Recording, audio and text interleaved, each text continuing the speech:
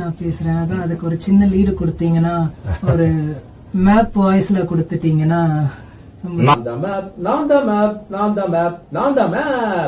நண்பருக்கு கை நீட்டி வழி காட்டும் கைகாட்டி நான் த மேப், நான் த மேப், நான் த மேப், நான் த மேப், நான் த மேப், நான் த மேப்.